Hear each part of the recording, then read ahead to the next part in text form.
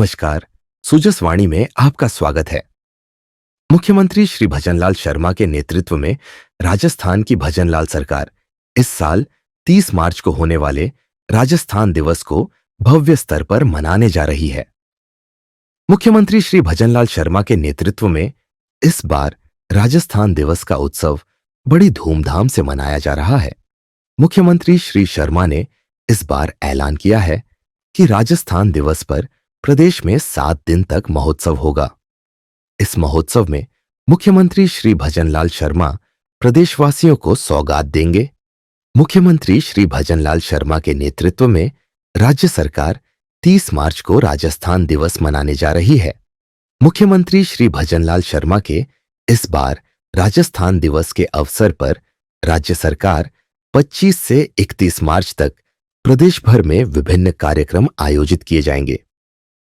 राजस्थान में 7 दिन तक आयोजित होने वाले कार्यक्रमों के माध्यम से प्रदेश के गरीब, युवा, महिला और किसानों को विशेष सौगातें दी जाएगी। इसके साथ ही निवेश उत्सव, सुशासन समारोह एवं सांस्कृतिक कार्यक्रम भी आयोजित होंगे।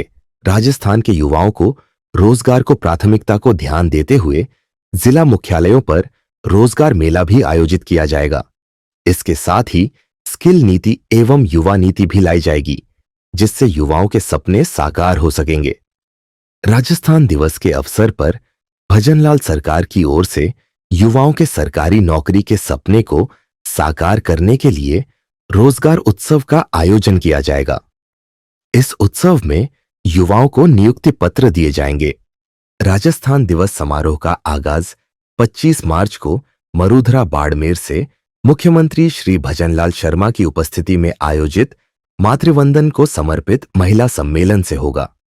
वहीं 26 मार्च को किसान सम्मेलन एवं एफपीओ कार्यक्रम के मुख्य समारोह का आयोजन बीकानेर में तथा 27 मार्च को गरीब एवं अंत्योदय का मुख्य कार्यक्रम भरतपुर में आयोजित किया जाएगा। वहीं 28 मार्च को सुशासन समारोह का आयोजन भीलवाड़ा में एवं 29 मार्च को युवा एवं रोजगार उत्सव का आयोजन कोटा में होगा। राज्य स्तरीय सांस्कृतिक कार्यक्रम 30 मार्च को एवं राज्य स्तरीय निवेश उत्सव और 31 मार्च को जयपुर में आयोजित किया जाएगा। राजस्थान दिवस के कार्यक्रमों की श्रृंखला में 27 मार्च को भरतपुर जिले में अंत्योदय कल्याण समारोह में मुख्यमंत्री श्री भजनलाल शिरकत करेंगे। राजस्थान दिवस कार्यक्रमों के अंतर्गत विभिन्न जिलों में राज्य स्तरीय कार्यक्रम आयोजित किए जा रहे हैं। भरतपुर में 27 मार्च को अंत्योदय कल्याण समारोह कार्यक्रम में मुख्यमंत्री श्री भजनलाल शर्मा विभिन्न विभागों के लाभार्थियों से संवाद भी करेंगे। राजस्थान दिवस समारोह में आयोजित होने वाले महिला सम्मेलन के माध्यम से लाडो प्रोत्साहन योजना की लाभार्थियों एवं विभिन्न महिला समूहों को सीआईएफ राशि का हस्तांतरण किया जाएगा। इसके साथ ही प्रदेश की महिलाओं को इंडक्शन कुकटाप, कालीबाई भील योजना के तहत स्कूटी वितरण एवं विवेकानंद स्कॉलरशिप योजना के लाभान्वितों को स्वीकृति पत्र का वितरण सहित कई सौगातें दी जाएगी। इसी तरह किसान सम्मेलन के तहत किसानों को विभिन्न योजनाओं के अंतर्गत अनुदान हस्तांतरण के माध्यम से लाभान्वित किया जाएगा। गरीब और अंत्योदय समारोह के तहत निर्माण श्रमिकों को डीबीटी से सहायता राशि का हस्तांतरण, डेयरी बूथ अलॉटमेंट, स्वामित्व योजना के तहत पट्टा वितरण एवं विद्युत चालित चाक का वितरण सहित विभिन्न सौगातें दी जाएगी। इसके अतिरिक्त दिव्यांगजनों को सहायक उपकरण भी वितरित किए जाएंगे। वहीं सुशासन समारोह के तहत प्रदेश की जनता को विभिन्न कार्यों के शिलान्यास एवं लोकार्पण की भी सौगात दी जाएगी। इसी तरह युवा एवं रोजगार उत्सव के तहत विशेष रूप से सरकारी नौकरियों के नियुक्ति पत्र प्रदान किए जाएंगे। इसके साथ ही बजट घोषणाओं की अनुपालना में राज्य सरकार कौशल नीति एवं युवा नीति भी जारी करेगी। साथ ही विश्वकर्मा युवा उद्यमी प्रोत्साहन योजना, मुख्यमंत्री शिक्षित राजस्थान अभियान भी शुरू किए जाएंगे। राजस्थान दिवस के दिन 30 मार्च को जयपुर में राज्य स्तरीय सांस्कृतिक कार्यक्रम का आयोजन किया जाएगा। इसी तरह निवेश उत्सव के तहत 31 मार्च को rising Rajasthan global investment summit में हस्ताक्षरित निवेश एमओयू की ग्राउंड ब्रेकिंग एवं निवेश प्रस्तावों की मॉनिटरिंग के लिए मोबाइल ऐप का शुभारंभ किया जाएगा। साथ ही निवेशकों को भू आवंटन पत्र प्रदान किए जाएंगे। इस अवसर पर लॉजिस्टिक, डेटा सेंटर और टेक्सटाइल पॉलिसी का विमोचन भी किया जाएगा। मुख्यमंत्री श्री भजनलाल शर्मा ने सोमवार को मुख्यमंत्री निवास पर जन सुनवाई की, जहां उन्होंने हर आमजन से आत्मीयता से मुलाकात की और उनकी समस्याओं को गंभीरता से सुना। मुख्यमंत्री ने इन समस्याओं के शीघ्र निस्तारण के लिए संबंधित अधिकारियों को तत्परता से कार्रवाई करने के निर्देश दिए। जन सुनवाई के दौरान जयपुर विकास प्राधिकरण, नगर निगम, जन स्वास्थ्य, सार्वजनिक निर्माण और चिकित्सा विभाग से जुड़ी कई समस्याओं का मौके पर ही समाधान किया, जिससे परिवादियों को तत्काल राहत मिली। इस मौके पर आमजन ने राज्य बजट वर्ष 2025 से 26 में दी गई सौगातों के लिए मुख्यमंत्री का आभार व्यक्त किया और दुपट्टा ओढ़ाकर उनका अभिनंदन किया। राजस्थान के उदयपुर में नगर निगम द्वारा आयोजित 25वें राष्ट्रीय दिव्य कला मेले में दिव्यांग कलाकारों और उद्यमियों के हुनर का जबरदस्त जलवा देखने को मिल रहा है। मुख्यमंत्री श्री भजनलाल शर्मा के नेतृत्व में राजस्थान सरकार ने इस मेले के जरिए दिव्यांग कलाकारों और उद्यमियों के हुनर को एक शानदार मंच प्रदान किया है। इस मेले में 20 राज्यों के करीब 100 दिव्यांग कलाकारों ने अपनी स्टॉल लगाई है और यहां हस्तशिल्प, पेंटिंग, कपड़े, ज्वेलरी और अन्य हस्तनिर्मित सामान बेच रहे हैं। मेले के शुरुआती 2 दिनों में ही 5 लाख रुपए की बिक्री दर्ज की गई, जिससे दिव्यांग व्यवसायियों में जबरदस्त उत्साह देखने को मिल रहा है। इस दिव्य कला मेले का आयोजन 21 मार्च से 30 मार्च 2025 तक किया जाएगा। नेशनल दिव्यांगजन फाइनेंस एंड डेवलपमेंट कॉरपोरेशन यानी NDFDC के श्री राजेश अग्रवाल ने बताया कि सरकार ने दिव्यांग प्रतिभागियों के लिए रहने, खाने और परिवहन की पूरी व्यवस्था की है, ताकि उन्हें मेले में बिना किसी परेशानी के अपने उत्पादों को प्रदर्शित करने का अवसर मिल सके। मुख्यमंत्री श्री भजनलाल शर्मा के नेतृत्व में राजस्थान सरकार दिव्यांगजनों को आत्मनिर्भर बनाने के लिए अनेक योजनाएं चला रही है। राष्ट्रीय दिव्य कला मेला उनके इसी विजन का परिणाम है, जिसमें दिव्यांग कलाकारों को न केवल अपनी कला और उत्पादों को प्रदर्शित करने का अवसर मिल रहा है, बल्कि वे आर्थिक रूप से सशक्त बनने की दिशा में भी कदम बढ़ा रहे हैं। दिल्ली से आए दिव्यांग व्यवसायी ब्रजकिशोर ने भी सरकार की व्यवस्थाओं की सराहना की और इसे दिव्यांगों को आत्मनिर्भर बनाने की दिशा में एक बड़ा कदम बताया। मुख्यमंत्री श्री भजनलाल शर्मा ने दिव्यांगों के लिए कई महत्वपूर्ण पहल शुरू की है, जिनमें उनके व्यवसाय को प्रोत्साहित करना और उन्हें आत्मनिर्भर बनाने जैसे कई कदम शामिल हैं। दिव्य कला मेला इसकी एक मिसाल बन रहा है, जहां दिव्यांग उद्यमियों को उनकी कड़ी मेहनत और हुनर को समाज के सामने लाने का मौका मिल रहा है। इससे न केवल दिव्यांगों के आत्मविश्वास में वृद्धि हो रही है, बल्कि यह मेला समाज में उनके लिए और अधिक सम्मान और पहचान का कारण बन रहा है। इसने साबित कर दिया है कि अगर सरकार की मंशा सच्ची हो, तो दिव्यांगों के लिए समर्पित योजनाओं से उनकी दुनिया बदल सकती है। दिव्यांग महिला उद्यमी श्रीमती रोशनी ने भी सरकार की इस पहल को सराहा और कहा कि सरकार द्वारा दी गई सुविधाओं के कारण हमें बिना किसी चिंता के अपने उत्पादों को बेचने का अवसर मिल रहा है। दिव्य कला मेले में उदयपुर के दिनेश जाटव ने भी आत्मनिर्भरता की एक शानदार मिसाल पेश की है। उन्होंने राष्ट्रीय दिव्य कला मेले में अपनी स्टॉल लगाकर न केवल अपने परिवार का भरण पोषण किया, बल्कि हजारों लोगों को यह संदेश दिया कि अगर सरकार मदद करे तो दिव्यांगजन अपने हुनर को तराश कर आत्मनिर्भर बन सकते हैं। दिनेश जाटव और उनकी पत्नी ने सरकारी योजनाओं का लाभ लेकर स्वरोजगार की दिशा में कदम बढ़ाया और अब अपने 15 वर्षीय बेटे के साथ गरिमापूर्ण जीवन जी रहे हैं। दिनेश जाटव का मानना है कि सरकार द्वारा दिव्यांगजनों के लिए चलाई जा रही योजनाओं का सही उपयोग किया जाए तो आत्मनिर्भर बनना संभव है। उन्होंने उदाहरण के तौर पर बताया कि अगर कोई दिव्यांग व्यक्ति अपना व्यवसाय शुरू करता है, तो सरकार उसे 50% लोन पर सब्सिडी प्रदान करती है, जो एक बड़ा आर्थिक सहयोग है। प्रधानमंत्री श्री नरेंद्र मोदी के नेतृत्व में साल 2025 तक भारत को टीबी मुक्त करने का लक्ष्य रखा है, जिसके अंतर्गत मुख्यमंत्री श्री भजनलाल शर्मा द्वारा पूरे प्रदेश में टीबी मुक्त ग्राम पंचायत अभियान चलाया जा रहा है। इस अभियान के तहत जिले में संभागीय आयुक्त द्वारा बाल क्षय रोग निदान कार्यशाला का आयोजन किया जा चुका है और ब्लॉक स्तरीय कार्यशाला, स्कूल एक्टिविटी और patient provider meeting, community meeting, gram sabha एवं अन्य गतिविधियां आयोजित की जा रही है। कोटा जिले में टीबी उन्मूलन कार्यक्रम एवं क्षय रोग दिवस के अवसर पर समारोह का आयोजन किया गया, जिसमें टीबी रोगियों को पौष्टिकता से पूर्ण पोषण किट का वितरण किया गया। इसके साथ ही टीबी मुक्त पंचायतों को प्रशस्ति पत्र देकर सम्मानित किया गया। टीबी उन्मूलन कार्यक्रम के जिला अधिकारी श्री एसएन मीणा ने बताया कि भारत व राज्य सरकार के सहयोग से टीबी को जड़ से खत्म करने के लिए अभियान जारी है। टीबी उन्मूलन कार्यक्रम के जिला अधिकारी श्री एसएन मीणा ने बताया कि भारत सरकार एवं राज्य के मुख्यमंत्री श्री भजनलाल शर्मा के संयुक्त प्रयास रंग ला रहे हैं। गांव-गांव में टीबी से संबंधित या संभावित मरीजों को चयनित कर जांच कराई जा रही है। गांव में अगर कोई टीबी से पीड़ित पाया जाता है तो उनका निःशुल्क उपचार किया जा रहा है। उन्हें पोषण किट उपलब्ध कराए जा रहे हैं।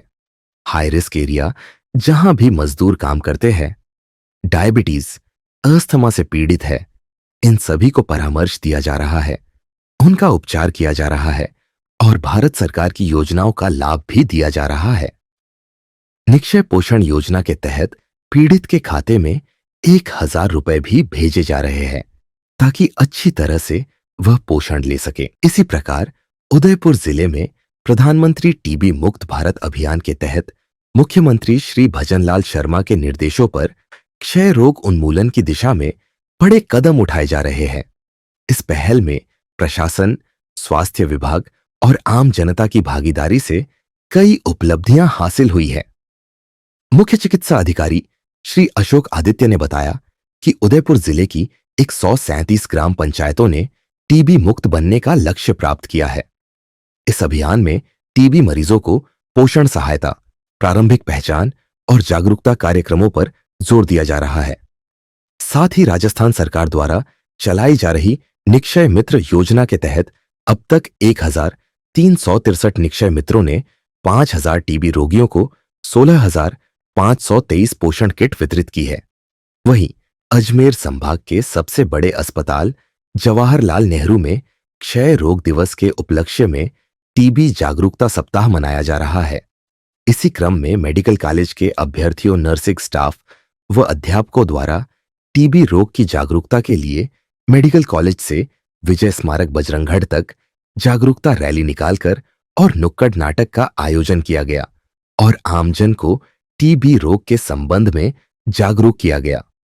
टीबी मुक्त भारत को लेकर मेडिकल कॉलेज में रंगोली एवं पोस्टर प्रतियोगिता और डिबेट प्रतियोगिता का कार्यक्रम आयोजित किया गया, जिसमें एमबीबीएस एवं पीजी छात्र छात्राओं ने भाग लिया। प्रधानमंत्री श्री नरेंद्र मोदी के नेतृत्व में केंद्र सरकार द्वारा टीबी मरीजों को निःशुल्क दवाइयों के साथ साथ पोषण और निक्षय पोषण योजना के अंतर्गत 500 रुपए प्रति माह भुगतान डीबीटी के माध्यम से गाइडलाइन के अनुसार किया जा रहा था, जिसे राज्य सरकार ने बढ़ाकर अब 1000 रुपए कर दिया है। टीबी मुक्त भारत बनाने के लिए जनता में जागरूकता बढ़ाने एवं सरकार द्वारा दी जा रही विभिन्न सुविधाओं की जानकारी पहुंचाने के लिए hoardings, banners, brochures, railway station और बस स्टैंड पर एलईडी स्क्रीन डिस्प्ले एवं अन्य ऐसी गतिविधियां आयोजित की जा रही है। टीबी मुक्त भारत अभियान को लेकर राज्य सरकार ने ऑफिशियल सोशल मीडिया हैंडल्स पर सोशल मीडिया कैंपेन चलाकर आमजन को टीबी रोग के प्रति जागरूक किया जा रहा है। अभियान के दौरान निक्षय मित्र बनाने में विशेष ध्यान दिया जा रहा है, जिससे उनके द्वारा टीबी मरीजों को पोषण किट व अन्य तरह की सहायता अधिक से अधिक मिल सके। वहीं समाज के सभी जनप्रतिनिधि एवं आम जनता से निवेदन किया जा रहा है कि वो निक्षय मित्र बनकर टीबी मरीजों की सहायता एवं टीबी मुक्त भारत बनाने में सहयोग करे। आपको बता दें कि भजनलाल सरकार के नेतृत्व में राज्य सरकार ने चिकित्सा के क्षेत्र में उल्लेखनीय कार्य किए हैं। विकसित भारत संकल्प यात्रा में स्वास्थ्य के विभिन्न मानकों में राजस्थान देश में प्रथम स्थान पर रहा। साथ ही 10,000 से अधिक वेलनेस सेंटर को आयुष्मान आरोग्य मंदिर के रूप में परिवर्तित किया गया है। प्रदेशवासियों को गुणवत्तापूर्ण खाद्य सामग्री उपलब्ध कराने की दिशा में चिकित्सा विभाग द्वारा मिलावट के खिलाफ अभियान के तहत निरंतर निरीक्षण किए गए। मुख्यमंत्री श्री भजनलाल शर्मा के नेतृत्व में राज्य सरकार द्वारा उच्च स्तरीय स्वास्थ्य सेवाएं उपलब्ध कराने के लिए जयपुर में आईपीडी टावर का भी निर्माण कराया जा रहा है, जिससे प्रदेश में एयर एम्बुलेंस जैसी विश्व स्तरीय चिकित्सा सुविधाएं उपलब्ध होंगी। भजनलाल सरकार द्वारा भारतीय चिकित्सा पद्धति को और अधिक विकसित करने, चिकित्सा में भर्ती प्रक्रियाओं में गति, अस्पतालों में आईटी के उपयोग, स्वास्थ्य सेवाओं की गुणवत्ता, कैंसर स्क्रीनिंग को बढ़ाने ने सहित विभिन्न कदम उठाए जा रहे हैं। वहीं मुख्यमंत्री श्री भजनलाल शर्मा ने शुरू की पंडित दीनदयाल उपाध्याय के द्वारा दी गई एकात्म मानववाद की अवधारणा चिकित्सा क्षेत्र में बहुत कारगर साबित हो रही है।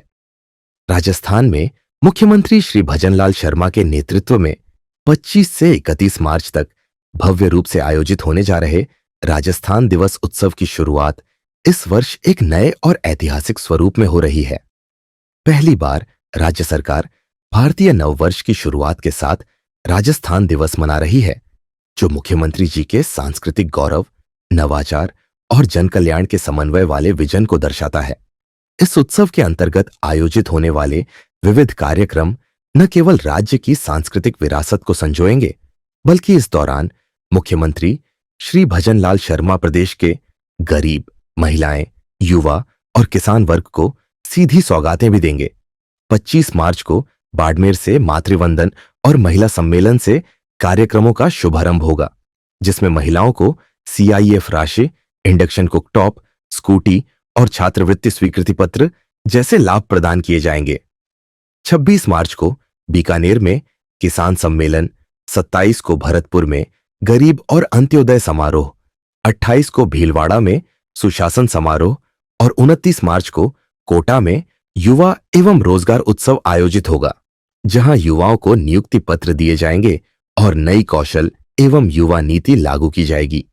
30 मार्च को जयपुर में राज्य स्तरीय सांस्कृतिक कार्यक्रम और 31 मार्च को ग्लोबल इन्वेस्टमेंट समिट के तहत निवेश उत्सव का आयोजन किया जाएगा, जहां निवेशकों को भू आवंटन पत्र सौंपे जाएंगे और लॉजिस्टिक डेटा सेंटर और टेक्सटाइल पॉलिसी का लोकार्पण होगा। मुख्यमंत्री श्री भजनलाल शर्मा का यह प्रयास केवल एक उत्सव नहीं, बल्कि राजस्थान को विकास और निवेश की नई ऊंचाइयों तक पहुंचाने की प्रतिबद्धता का प्रतीक है। मुख्यमंत्री श्री भजनलाल शर्मा के प्रेरणादायक नेतृत्व में राजस्थान स्थापना दिवस 2025 का शुभारंभ एक आध्यात्मिक और सांस्कृतिक वातावरण के बीच जयपुर से हुआ, जिसमें पर्यटन विभाग द्वारा 3 प्रमुख मंदिरों श्री जगत शिरोमणि मंदिर आमेर, काले हनुमान जी मंदिर जल महल के सामने और श्री ब्रिज निधि मंदिर चांदनी चौक में विशेष प्रार्थना और भजन कार्यक्रमों का आयोजन किया गया। मुख्यमंत्री की दूरदृष्टि का ही परिणाम है कि राजस्थान फेस्टिवल को अब केवल एक सांस्कृतिक आयोजन नहीं, बल्कि राज्य की आत्मा से जुड़ी परंपराओं और आस्था का उत्सव बनाया गया है। आमेर के जगत शिरोमणि मंदिर में गुलाब और चंदन से तिलक कर आगंतुकों का पारंपरिक स्वागत, मीरा भजनों की संगीतमयी प्रस्तुति और मंदिर के ऐतिहासिक महत्व की जानकारी ने पूरे आयोजन को आध्यात्मिक रंग से भर दिया। वहीं काले हनुमान जी मंदिर और श्री ब्रिज निधि मंदिर में भी भजन, प्रसाद वितरण और अतिथियों पर पुष्प वर्षा की गई। इस पूरे आयोजन ने न केवल स्थानीय जनता को गौरव की अनुभूति कराई, बल्कि देश विदेश से आए पर्यटकों को राजस्थान की समृद्ध विरासत से भी परिचित कराया। मुख्यमंत्री श्री भजनलाल शर्मा के सांस्कृतिक संवर्धन के दूरदर्शी विजन और राजस्थानी भाषा को वैश्विक मंच पर प्रतिष्ठित करने की प्रतिबद्धता का सशक्त उदाहरण बना विजयदान देथा साहित्य उत्सव। जयपुर के जवाहर कला केंद्र में 21 से 23 मार्च तक आयोजित इस 3 दिवसीय साहित्यिक उत्सव ने राजस्थानी भाषा, साहित्य और लोक संस्कृति के विविध पहलुओं को मंच प्रदान किया, जिसमें देश भर से आए लगभग 50 साहित्यकारों, कवियों और विद्वानों ने भाग लिया। मुख्यमंत्री श्री भजनलाल शर्मा की पहल से पहली बार राजस्थानी भाषा के संवर्धन के लिए इस स्तर पर कोई आयोजन हुआ, जिसमें महिला लेखन, राजस्थानी कहानियों की परंपरा, कविता के प्रयोग, प्रवासी साहित्य और लोक संस्कारों की जड़ों पर सारगर्भित चर्चाएं हुई। विजय दानदेथा, कन्हैया लाल सेठिया, लक्ष्मी कुमारी चुंडावत जैसे साहित्यिक मनीषियों के योगदान को याद करते हुए साहित्यकारों ने कहा कि राजस्थानी भाषा केवल संवाद का माध्यम नहीं, बल्कि भावनाओं, परंपराओं और लोक जीवन की आत्मा है। सांस्कृतिक प्रस्तुतियों और गायन ने समा बांधा, तो वहीं विविध सत्रों में वक्ताओं ने नई पीढ़ी को भाषा और साहित्य से जोड़ने के उपाय सुझाए। मुख्यमंत्री श्री भजनलाल शर्मा के इस प्रेरक प्रयास की व्यापक सराहना हुई, जिसने यह सिद्ध किया कि वे न केवल एक कुशल प्रशासक हैं, बल्कि सांस्कृतिक मूल्यों और भाषाई विरासत को भी नई ऊर्जा देने वाले संवेदनशील जननायक हैं। उनकी बजट घोषणा के अनुरूप आयोजित यह उत्सव राजस्थानी भाषा को संविधान की 8वीं अनुसूची में शामिल करवाने की दिशा में भी एक मजबूत कदम माना जा रहा है। मुख्यमंत्री श्री भजनलाल शर्मा के समावेशी और संवेदनशील नेतृत्व की बदौलत आज राजस्थान में दिव्यांगजन भी आत्मनिर्भरता की मिसाल बनते जा रहे हैं।